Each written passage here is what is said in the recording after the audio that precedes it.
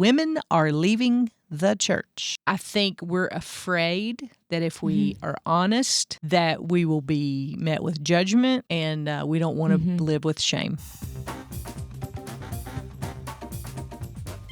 Hello there. You're listening to the Girl Talk Podcast. My name is Carol. I'm Kelly. I'm Tricia. So glad you've joined us today. Read a statistic the other day that women are leaving the church.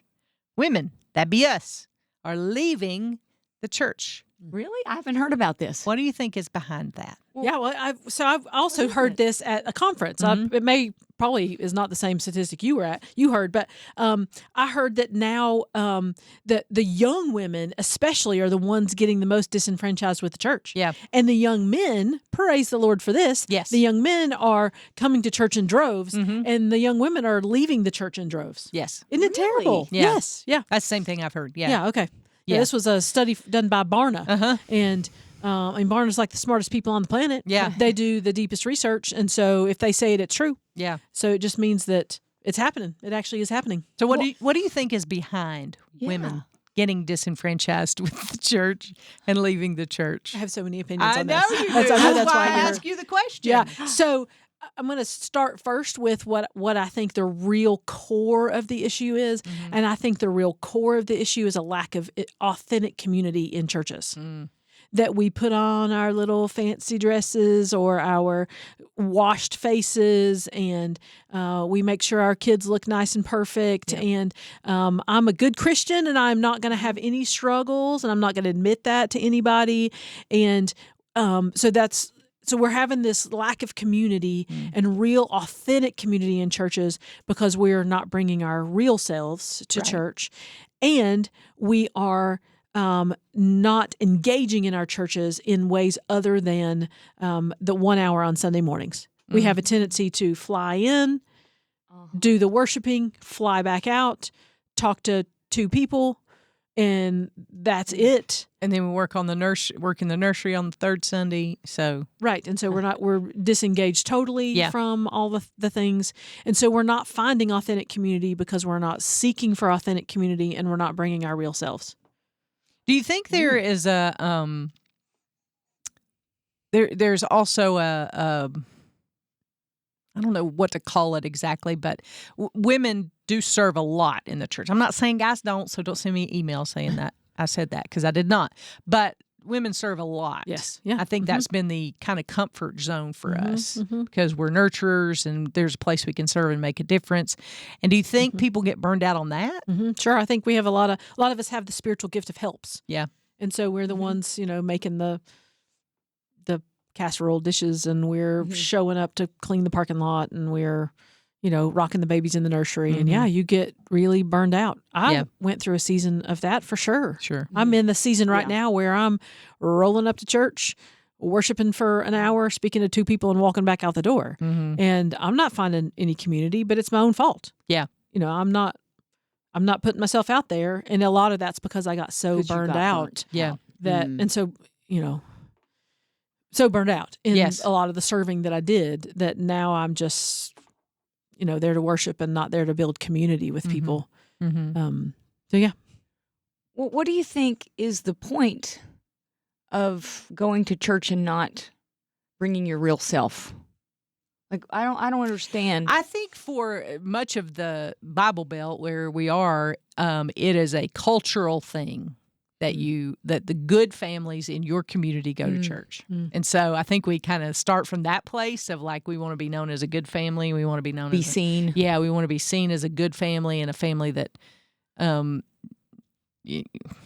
does the right thing. I think that's a lot of it. I think a ton of it is just the cultural area that we grew up in. That, I mean, for me, that was like an unwritten rule or whatever.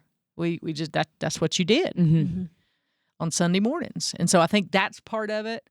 I think we're afraid that if we are honest, that we will be met with judgment, and we don't want to live with shame. And I think we don't want anybody else to know how deep our wounds go. So I think there's it's a couple different answers, but I think those are some of the reasons, at least I feel like that. Yeah. Yeah, I wrote down some of the same things in kind of different words as you were saying, but I think some of us too are just barely holding it together. Mm-hmm. Yeah. And that I know that if I crack open, I'm gonna bust open. Yeah. Uh-huh. And so, You want to a- emotionally vomit on people. that? And can I trust you if I vomit all Yeah, over yeah. you, emotionally vomit on you? Mhm. Can I trust you to hold that in a sacred way? Mm-hmm. And can I trust you to be able to carry it? Mm-hmm. Like That's I'm right. getting ready to give you all my stuff, all my junk. Mm-hmm. Are your shoulders big enough to handle it? Yeah, that's good.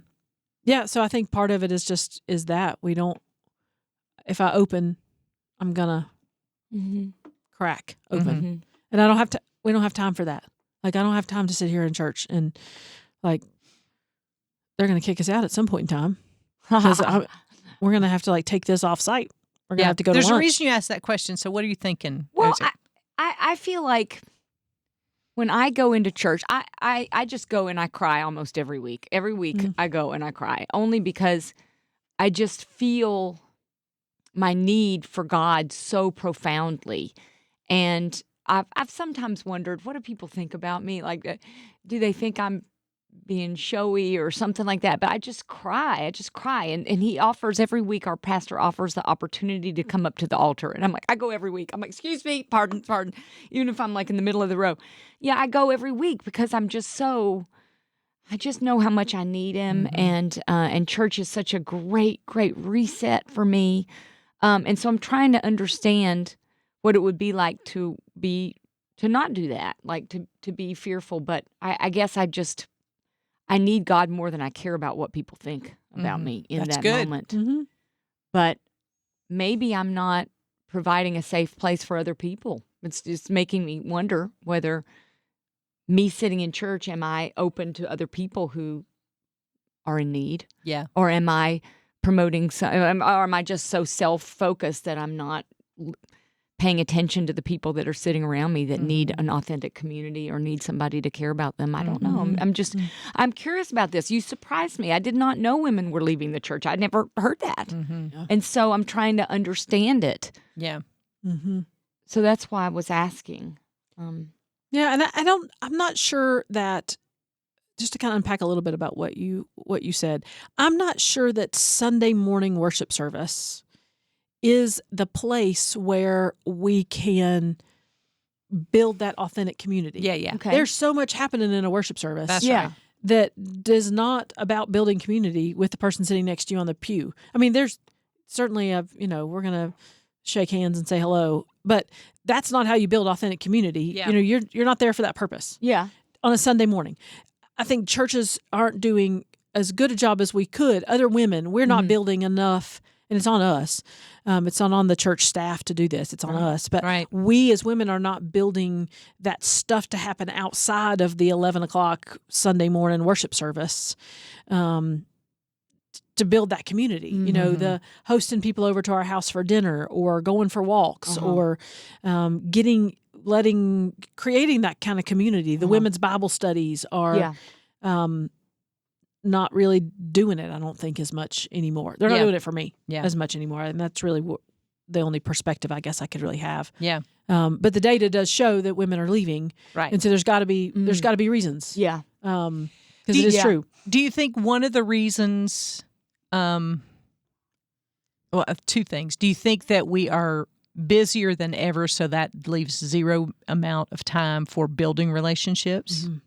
I think that's part of it for sure. And are we so connected, we're disconnected? What I mean by that is, are we so connected through social media or other things that we feel like we're connected, but it's actually a false connection? It's not really building community. It's building a platform.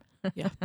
Mm-hmm. Yes. Yeah. Yes. I mean, I think, yep. especially with the phones in our hands, Yeah. I just picture myself, for instance, and maybe I'm at the ball field with my son and watching him play sports on the field, and I, instead of connecting to the woman who is sitting next to me on the bleacher, I'm scrolling Facebook on my phone waiting for practice to be over. Yeah. Yes. Instead of actually connecting with the woman who I'm going to see at every single practice. Yeah. Because she's going to come to every single practice or she's going to come to every single game. And so I'm going to see her all the time.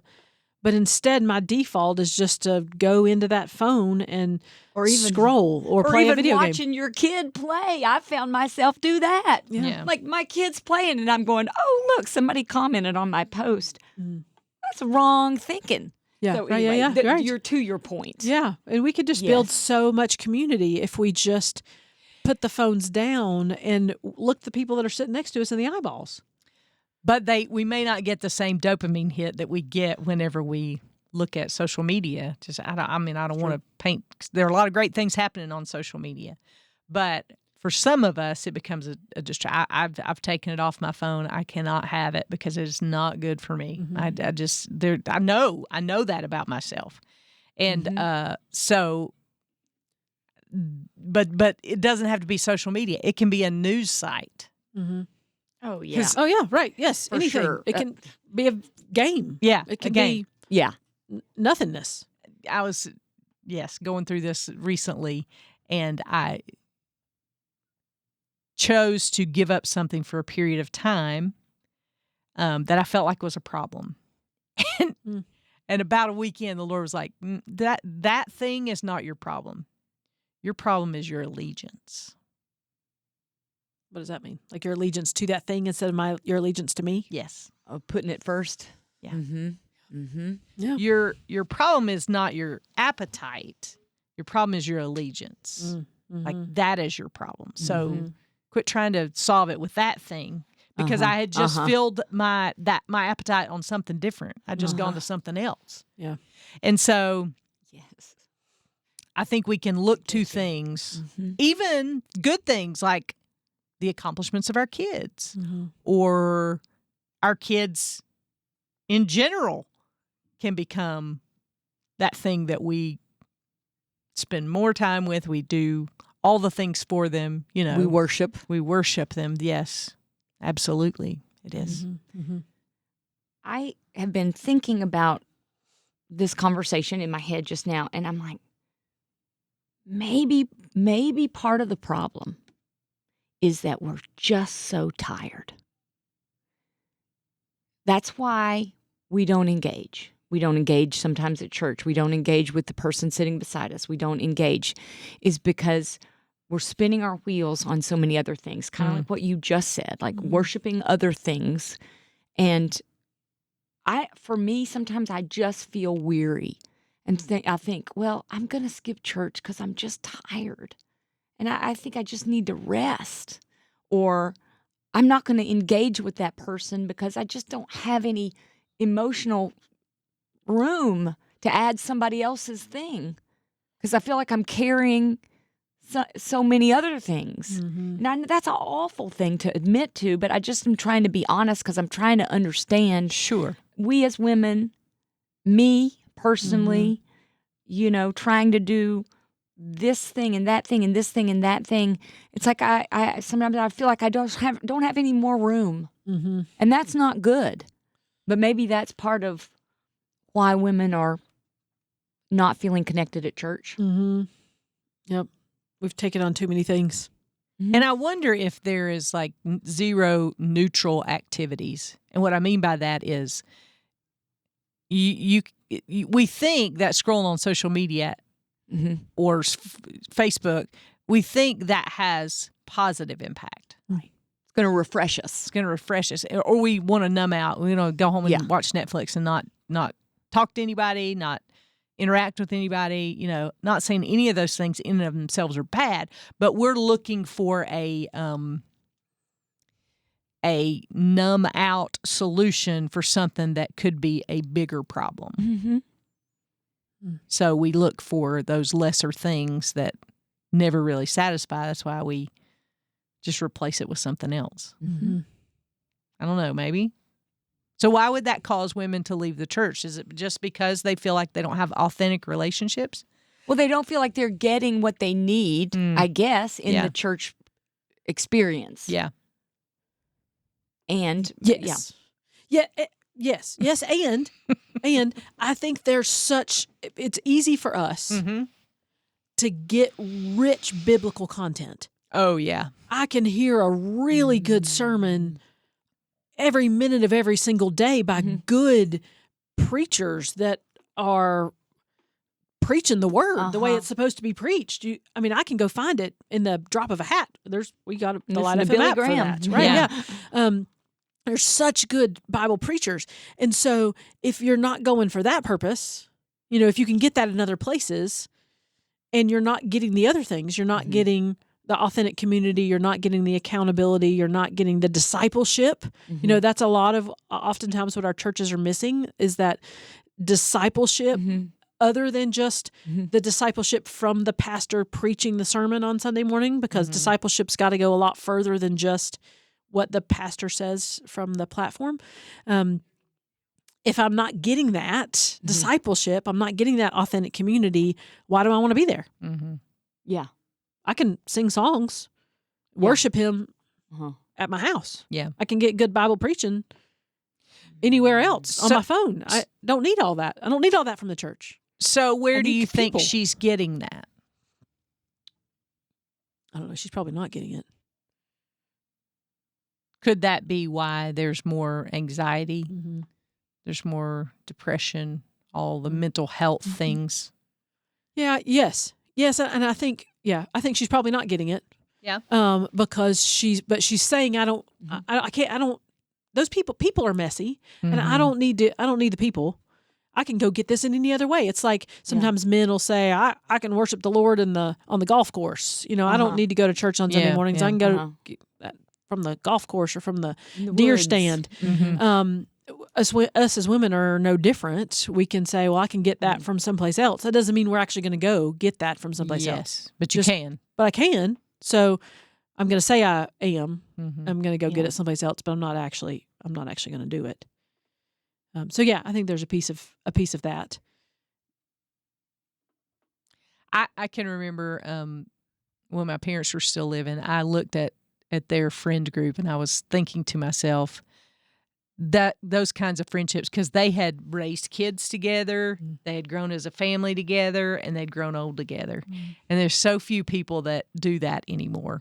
There's still a lot of my mom and dad's friends that will check in every once in a while and see how I'm doing, And I think that speaks to our generation of, we don't need that, and we don't grow up in the same place, we don't do the same job, we're on the go all the time. Right.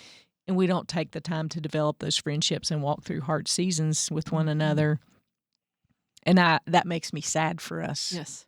We're missing out. Yeah, absolutely we are.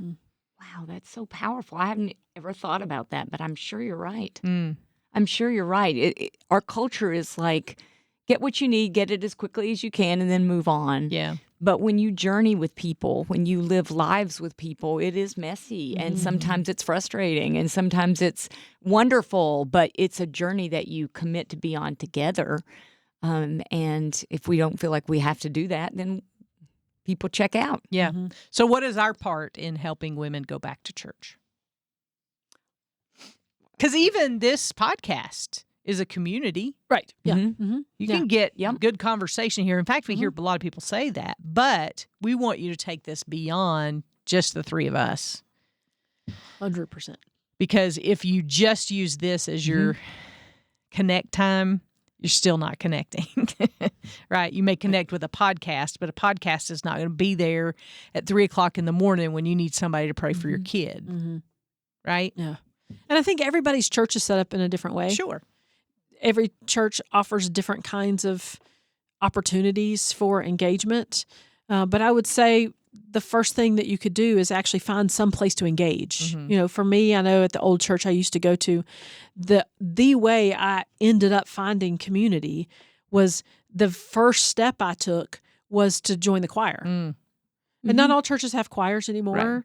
Right. But maybe there's something that's similar to that. Maybe it's showing up to the workday, on a Saturday where they're going to plant flowers. Yeah. Or maybe it's, just showing up to something and being present and looking other people in the eyeballs, putting down your phone, being present, starting to build that community again. But I think also for us, we have to we as women that are in the church have to create that intentional space and those intentional places where the other women are encouraged to come. Yeah. And then we look them in the eyeballs. Mm-hmm. And it has to be a safe place. I'll say that. Yeah. Yes. Yeah. Mm-hmm. And I was thinking our expectations are important to manage. If we think that going back to church is going to be, I don't know, not messy, we gotta check that expectation at the door, because relationships are messy.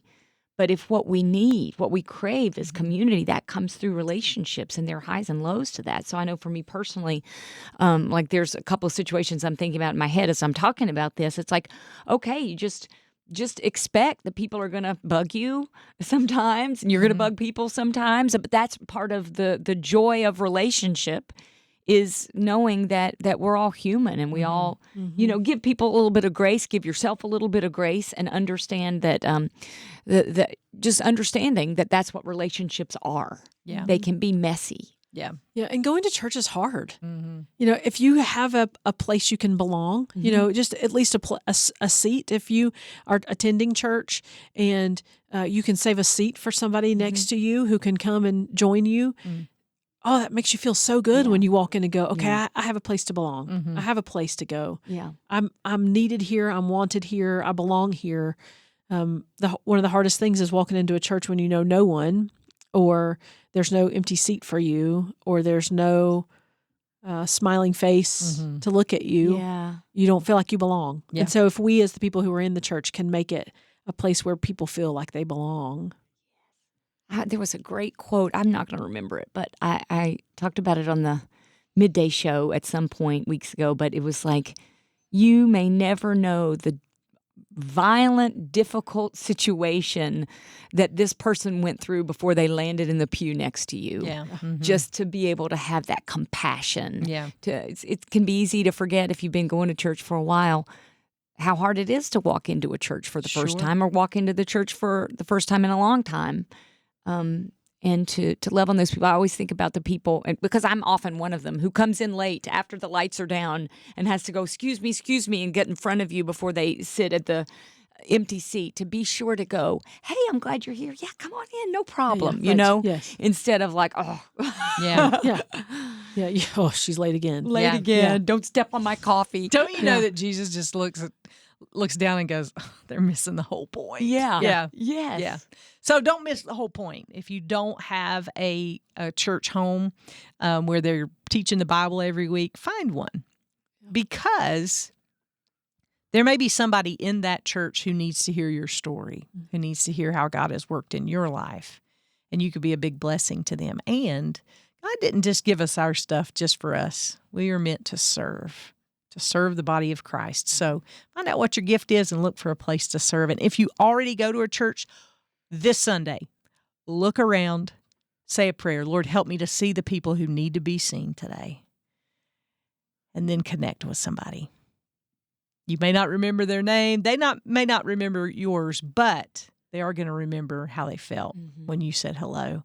And that is important. We need to love like Jesus. If you got thoughts or a way that we could pray for you, you're welcome to email us at girltalk@thelightfm.org. You can also get in touch on the Facebook pages. And hey, before you get away from us, could you do us a favor? Could you like and subscribe to this podcast? That helps the algorithms. I know. Aren't you impressed? I know that word. It helps the algorithms so that our podcast will come up for more people, not so that we can get more people to listen, but so that more people can come to know Jesus. That's why we do this. So if you do that for us, we sure would appreciate it. And we'll save you a seat next time we gather around these microphones for the next Girl Talk podcast.